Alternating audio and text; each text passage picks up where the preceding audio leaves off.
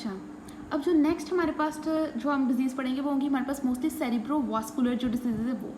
उसमें सबसे पहले हम देख लेते हैं कि जो स्ट्रोक्स हैं वो, पहले हमने स्ट्रोक को देख लेना अकॉर्डिंग टू दी आर्टरी, किस आर्टरी के अंदर स्ट्रोक हो रहा है और उसके नतीजे में हमारे पास जो कौन सा जो एरिया है वो हमारे पास जो डैमेज हो रहा है। Just suppose it is a brain, और ये हमारे पास जो है वो ब्रेन का एक हमने फॉर एग्जांपल हाइपोथेटिकल सा स्ट्रक्चर बना दिया। अब जो हमारे पास ये वाला इतना रीजन है, ये वाला, फिर ये हमारे पास ये पहले भी हमने बुक में देखा होगा ये वाला, फिर इतना रीजन एंड देन फिर हमारे पास जो ये वाला रीजन, ये सप्लाई करता है बाय इंटीरियर सेरिब्रल आर्टरी से, ये middle cerebral artery and then this is posterior cerebral artery. और ये वाला रीजन मोस्टली हमारे पास जो कंट्रोल कर रहा होता है ankle, toe, feet, leg, knee, thigh, hip, मतलब जो हमारे पास लोअर एक्सट्रीमिटीज़ हैं उनको। ये वाला हमारे पास किसको है, जो फेस को, ट्रंक को, जो अपर एक्सट्रीमिटीज़ है मिडल सेरिब्रल आर्टरी उनको, प्लस फेस और नेक, और जो बिल्कुल पोस्टीरियर सेरिब्रल आर्टरी हमारे पास जो ऑसिपिटल लोब है उसको सप्लाई कर रही होती है। ठीक है, इस तरह से सारा हमारे पास जो है वो लोकेशन जो है वो डिवाइड हुई होती है ब्रेन के ऊपर, और कौन से एरिया को कौन सी आर्टरी सप्लाई करेगी। अब जस्ट फॉर एग्जांपल अगर हमारे पास जो इंटीरियर सेरिब्रल आर्टरी के अंदर हमारे पास स्ट्रोक हो गया, मतलब उसके अंदर डैमेज हो गया, तो एज अ रिजल्ट हमारे पास क्या होता है कि जो कॉन्ट्रालेटरल जो लेग है, जो हमारे पास लोअर लेग है, मतलब एक्सट्रीमिटीज़ हैं, जो कॉन्ट्रालेटरल हमारे पास लेग है, वहाँ पे हमारे पास डिफॉर्मिटी आएगी, उसके अंदर पैरालिसिस होगा, और वो पैरालिसिस हमारे पास क्या होगा, कॉन्ट्रालेटरल होगा।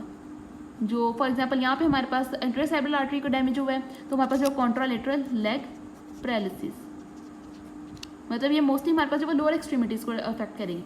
अगर हमारे पास जो मिडल सेरिब्रल आर्टरी में डैमेज हुआ है तो और दूसरी बात यह कि इंटीरियर सेरिब्रल आर्टरी में जब हमारे पास जो डैमेज होता है तो डैमेज होता है बिलो दी जो रेड न्यूक्लियस है, हमारे पास डैमेज क्या होता है, ये यहाँ पे ये भी इधर लिख लेते हैं पॉइंट्स, डैमेज होता है हमारे पास बिलो रेड न्यूक्लियस।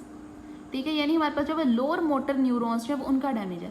और यहाँ पे फिर हमारे पास लोअर मोटर न्यूरॉन का डैमेज क्या होता है कि यहाँ पे हमारे पास जो फ्लैसिड पैरालिसिस होगी, टोन भी हमारे पास जो वो कम हुई होगी, उसके अलावा रिफ्लेक्स जो होंगे वो भी बिल्कुल एग्जैजरेट नहीं हुए होंगे। ठीक है, ये सब कंडीशन। और जब हमारे पास ये क्या है कि जब इंटीरियर सेरिब्रल आर्टरी डैमेज हो गई है, जब हमारे पास जो मिडल सेरिब्रल आर्टरी डैमेज होती है तो तब हमारे पास जो भी सेंसर मोटर डेफिसिट आता है यूजुअली वो हमारे पास आता है अपर एक्सट्रीमिटीज़ का, और वो भी कॉन्ट्रालेटरल होता है।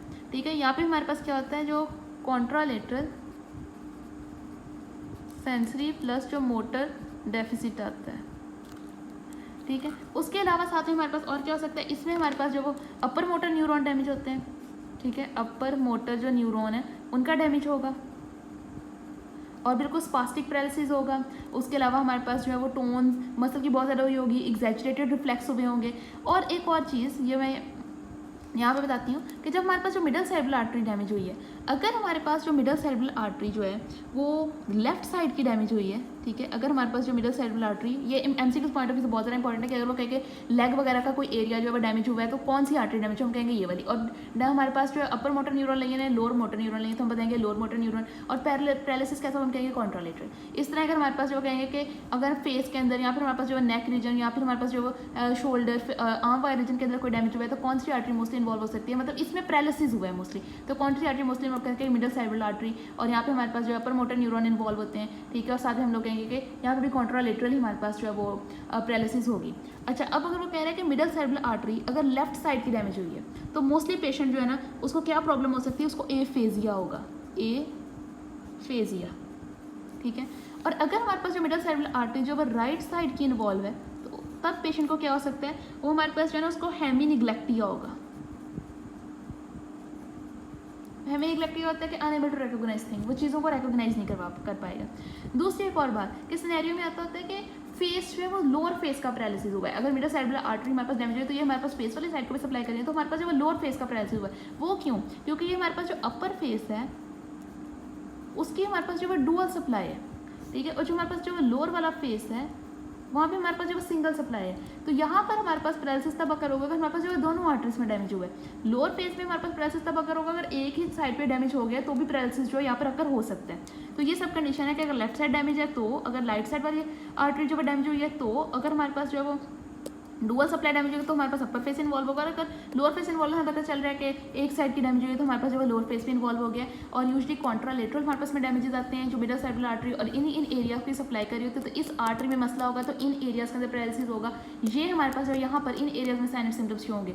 और फिर नेक्स्ट ऑक्सीपिटल जोन को पोस्टीरियर सेरेब्रल आर्टरी सप्लाई करती है, तो अगर हमारे पास जो है पोस्टीरियर सेरेब्रल आर्टरी में कोई रप्चर हो गया या फिर पोस्टीरियर सेरेब्रल आर्टरी के अंदर कोई कोलिजन हो गई है तो हमारे पास ऑक्सीपिटल जोन के अंदर इशू आएगा। और यहाँ पे हमारे पास मोस्टली क्या होती है, कॉन्ट्रालेटरल, मतलब हमारे पास विजन के अंदर इशू आता है, कॉन्ट्रालेटरल होमोनोमस हेमिनोपिया, कॉन्ट्रालेटरल होमोनोमस हेमिनोपिया होता है इसके अंदर। और दूसरी चीज़, अब ना एक एमसीक्यू पॉइंट ऑफ व्यू से कि अगर हमारे पास पोस्टीरियर सेरेब्रल आर्टरी डैमेज हुई है और कॉन्ट्रालेटरल होमोनोमस हेमिनोपिया हो गया तो कौन सा रीजन जो है वो स्पेयर रहेगा, मेकुला जो होता है हमारे पास आंख के अंदर वो स्पेयर रहता है, क्योंकि उसको इंटीरियर और मिडल सेरेब्रल आर्टरी जो होती है वो सप्लाई कर रही होती है। ये हमने अकॉर्डिंग टू आर्टरीज के लिहाज से, और आर्टरीज किस किस एरिया को सप्लाई करती है उस लिहाज से हमने देख लिया कि कहाँ पे डिफेक्ट होगा, वो कॉन्ट्रालेटरल है, वो यूनिलेटरल है, ठीक है। और हमारे पास जो राइट पे है, लेफ्ट पे है, हमारे पास ये सारा हमने जो उस हिसाब से देख लिया। अब नेक्स्ट जो है वो हम लोग इस्कीमिक और हेमरेजिक स्ट्रोक देखते हैं।